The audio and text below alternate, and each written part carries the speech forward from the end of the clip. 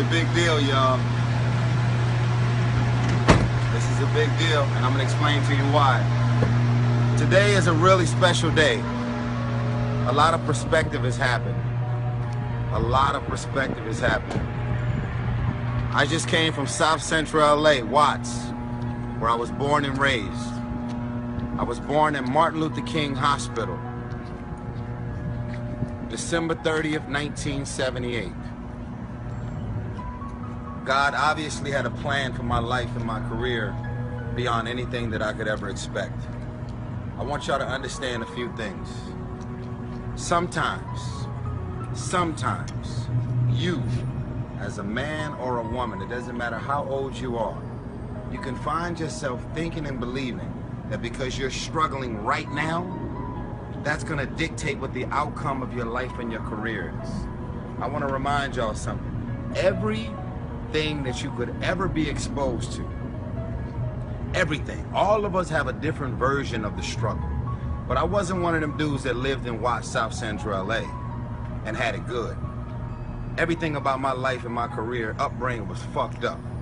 My mom's was an alcoholic for 27 years.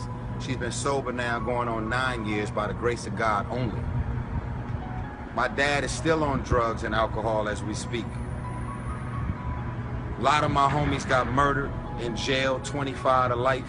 I'll never see them. A lot of my boys got killed. A lot of my homegirls got killed. Car accidents, murder, prostitution, rape, drugs, cripping, blooding, gang violence, drive-by shootings. Everything that one man could possibly see or be exposed to that could potentially make you decide, I quit, I want to give up, I'm done with this. I never allowed for my situation that I was in at the time to stop me from dreaming and having hopes and ambitions beyond my current reality. It's almost like being in prison. If there's some inmates out there looking at this Facebook video, I'm talking to you. Other than you physically being in jail or feeling like you're in jail from being in the ghetto, the projects, or living in these certain areas where everything is fucked up and mean and malicious and evil and friends and family and loved ones is dying, every obstacle possible is set up as a setback. This is something my pastor told me I thought was so powerful. Sometimes a setback is a setup for God to compel you into something way beyond what you could ever imagine. It's almost like a slingshot. You can't be compelled this way until you get pulled back first. And then you fly. Fly higher than the clouds, higher than the Care Bears, high in the sky. Here I am, 36 years old, and I'm here on the lot of Universal Studios. When I was a kid, the first place I remember going when I left my school was to come to the Universal Studios lot. This is a true story. And they said, this is when E.T. had his own display up here. They had a big ass blue screen and they had a little bike with the fake E.T. in the basket in the front of the bike. And they asked the whole crowd, is there anybody out here that wants to volunteer and come on stage and get on this bike and play like they're in the movie E.T.? I raised my hand, I screamed, me! That happened right here on the Universal lot. I was probably 8 years old, 7 years old. I said, me! I got picked. When I got picked, I was on this E.T. bike and I was in front of a crowd of like 300 people. And all of a sudden behind me, they started everything behind me became like a blue screen of clouds. And it was the first time I had ever been filmed in front of a blue screen or a green screen at the time. Changed my life forever. And now here I am on Universal Studios lot. The first movie to ever gross $1 billion in Universal history. The Fast and the Furious. Because of you, the fans, of course. The first one the first movie in history to ever get to $1 billion that fast, in 16 days. The same movie studio lot that I came to when I was a shorty and waved on the E.T. ride. I'm also one of the stars of Transformers 1, 2, and 3. And there's a theme park ride here, a Transformers ride from a movie that I starred in, directed by Michael Bay. And now there's a Universal Studios Fast and the Furious ride. So here I am, black, little humble kid from South Central LA, who came to Universal Studios and got my first taste of Hollywood. And here I am now on this same Universal lot that I came to as an 8-year-old kid. And I got 2 movies with theme park rides featured on the Universal lot. And both of these movies have grossed over $1 billion. So I want to remind y'all that where you currently are in your life, drugs, alcohol, murder, friends and family that are dying, whatever you're going through personally, mentally, spiritually, emotionally, will not dictate what the outcome of your life and your career is destined to be.